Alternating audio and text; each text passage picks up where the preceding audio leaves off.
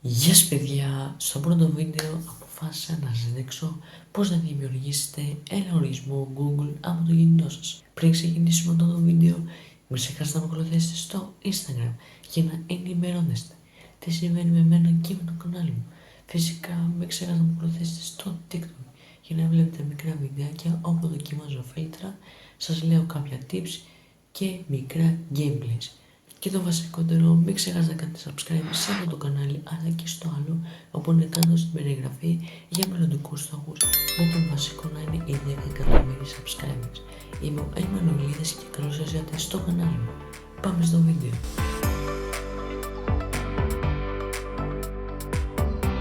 Αρχικά να τονίσω ότι υπάρχουν δύο τρόποι για να μπεις στη διαδικασία της δημιουργίας. Ο πρώτος τρόπος είναι διαμέσου του κινητού, όπου θα συνδεθεί στη συσκευή αυτόματα και θα συγχρονιστεί μετά τη δημιουργία. Ο δεύτερος τρόπος είναι στο Google Chrome, όπου πάλι θα συνδεθεί στο κινητό, γιατί η διαδικασία όταν γίνεται στο κινητό πρέπει να πραγματοποιείται με το σύστημα του τηλεφώνου για να μπορέσει να δημιουργηθεί αλλά και να αποθηκευτεί. Δεν θα σας δείξω τον δεύτερο τρόπο, γιατί όπως καταλάβατε θα είναι το ίδιο με ελάχιστη διαφορά.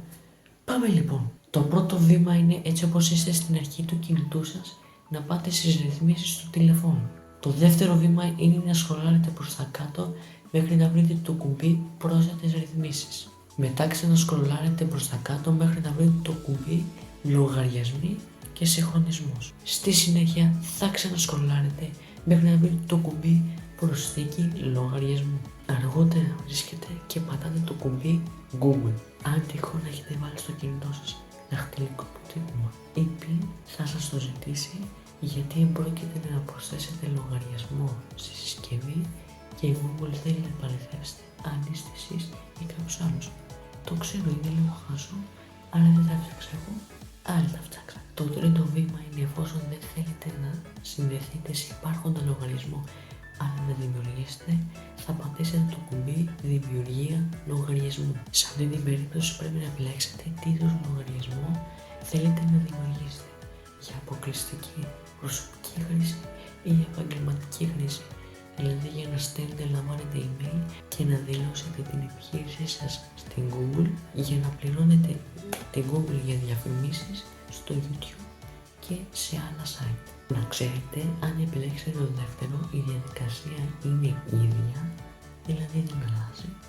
Απλώς στο τέλος θα ζητήσει τα στοιχεία της επιχείρησης και, αν δεν κάνω λάθος, ένα βίντεο το οποίο θα τραβάει το μαγαζί, το εργοστάσιο, τι έχετε, και να επαληθεύσει η Google αν είναι όντως πραγματικό.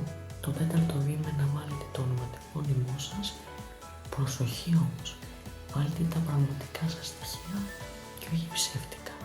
Φυσικά σε κάθε βήμα που πραγματοποιείτε μπορείτε να πατήσετε το κουμπί επόμενο που είναι κάτω δεξιά. Το πέμπτο βήμα είναι να βάλετε την ημερομηνία γέννησής σας και το φύλλο σας. Προσοχή, μην βάλετε προσαρμοσμένη ή δεν επιθυμώ να το δηλώσω, γιατί η Google θα νομίζει ότι ανήκετε στην κατηγορία που αλλάζουν το φύλλο, δηλαδή ενισχυτικού. Τώρα, αν ανήκετε σε αυτή την κατηγορία, να το βάλετε. Στο έκτο βήμα έχετε δύο επιλογές. Η πρώτη επιλογή είναι να δημιουργήσετε καινούριο Gmail, δηλαδή καινούριο λογαριασμό Google, και η δεύτερη επιλογή είναι να βάλετε ένα υπάρχον Gmail, δηλαδή ένα υπάρχον ηλεκτρονικό ταχυδρομείο, ναι, στο οποίο θα ζητήσει επαλήθευση και ουσιαστικά θα βάλετε καινούργια στοιχεία σε αυτό το λογαριασμό, δηλαδή τα στοιχεία που βάζατε στην αρχή θα μπουν σε αυτό το Gmail και τα καινούργια που θα ζητήσει, αριθμός τηλεφώνου κτλ. Ναι, δεν ξέρω γιατί δημιουργήθηκε, δεν ξέρω γιατί το έβαλα, πάντως εγώ θεωρώ ότι είναι λίγο μπουφα. Επίσης δεν χρειάζεται να ξεκαθαρίσω ότι δεν πρέπει να κάνουμε ξεχωριστό βίντεο, γιατί είναι ανούσιο. Τώρα τυχόν κάποιος αντιμετωπίσει πρόβλημα, μου στέλνει email που το έχω κάτω στην περιγραφή.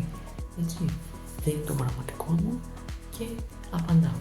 Στο 7ο βήμα μπορείτε να επιλέξετε από τις προτινόμενες για το ποιο Gmail θέλετε να έχετε ή να δημιουργήσετε ένα δικό σας.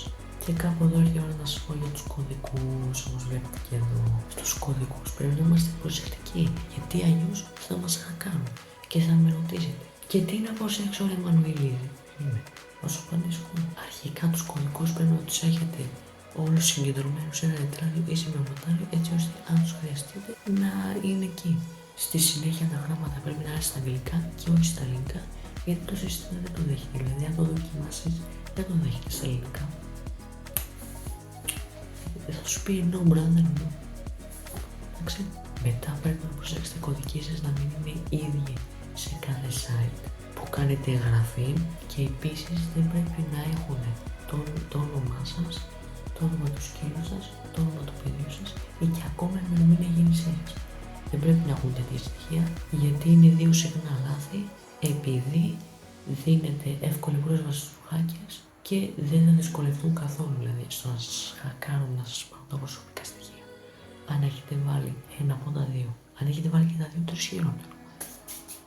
Σβήστε το πλημμύρο σας. Σβήστε μακριά. Δώστε βάση σε αυτό το κομμάτι. Ο κωδικός πρέπει να είναι 12 χαρακτήρες για να είναι και δυνατός, αλλά και δεκτός στο σύστημα. Δηλαδή να το πάρει το σύστημα ως δυνατό κωδικό και να το δεχτεί και να μπει μέσα. Εντάξει. Άσχετα αν λέει 8, εσύ πρέπει να βάζεις 12 για να γίνει ισχυρός. Αυτό το ισχυρός που λένε, ναι, αυτό πρέπει να γίνει. Και όχι αδύναμος, ούτε μεσαίος. Να γίνει ισχυρός. Και μην έχεις τέτοιο στο μυαλό σου, τα μεσαία που δεν μπορείς να τελετώσεις.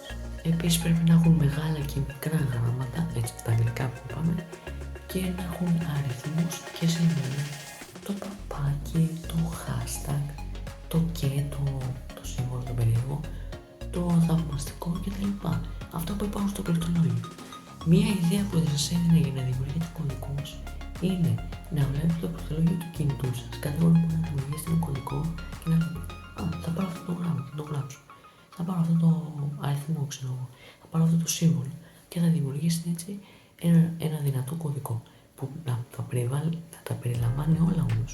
Αν μην ξεχνιέται τίποτα. Πρέπει να είναι όλα μέσα. Δηλαδή και μεγάλα μικρά γράμματα και αριθμούς και σύμβολα. Οκ.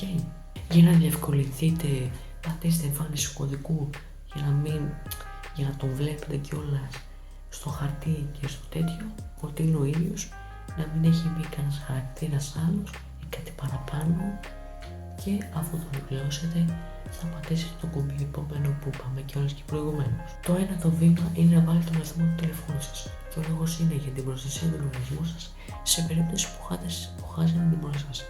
Τώρα τυχόν είστε στην περίπτωση που δεν έχετε αριθμό τηλεφώνου, πάτε το κουμπί παράδεψη που είναι κάτω στα αριστερά. Στο 10ο βήμα κατευθείαν πατάτε επόμενο, γιατί δεν είναι τίποτα σημαντικό. Στο 11ο βήμα επιλέγετε είτε ένα βήμα είτε 4 βήματα για την ενεργοποίηση της παρακολούθησης του εαυτού σας από την Google για διαφημιστικές υποθέσεις ανάλογα με τα ενδιαφέροντά σας. Δηλαδή, ό,τι βλέπετε, ας πούμε, όποιο site, να σας το πετάει στο YouTube, σε διαφημίσεις, στο κάτω στη γωνία, να είναι αυτά. Να ενεργοποιηθεί. Δεν νομίζω να σας πειράζει, δεν είναι κάτι κακό. Βέβαια, εντάξει, θα σας παρακολουθούν, είναι κακό, αλλά δεν σου κλέβουν τα στοιχεία. Δηλαδή, δεν θα στα χρησιμοποιήσουν στους hackers. Κατάλαβες, είναι σε ιδιωτικά αρχεία, είναι σε φάκελοι με κωδικούς. Δεν μπορούν να ανοιχτούν αυτοί οι φάκελοι, γιατί είναι δικά μας προσωπικά. Που δεν αγχώνεστε, μπορείτε κανονικά να πατήσετε ένα βήμα, το οποίο το προτείνω για να εξημερίζετε, να πατήσετε μετά αποδοχή όλων, μετά να πατήσετε επιβεβαίωση και τέλος κάτω-κάτω το συμφωνώ. Και κάπως έτσι δημιουργήσετε ένα λογαριασμό Google από το κινητό σας. Λοιπόν παιδιά, αυτό είναι το πρώτο βίντεο tutorial. Μην ξεχάσετε να ακολουθήσετε στο Instagram και στο TikTok. Μην ξεχάσετε να κάνετε subscribe στα κανάλια μου. Αν σας άρεσε το βίντεο, πατήστε το κουμπί του like για να με υποστηρίξετε. Και τέλος, αν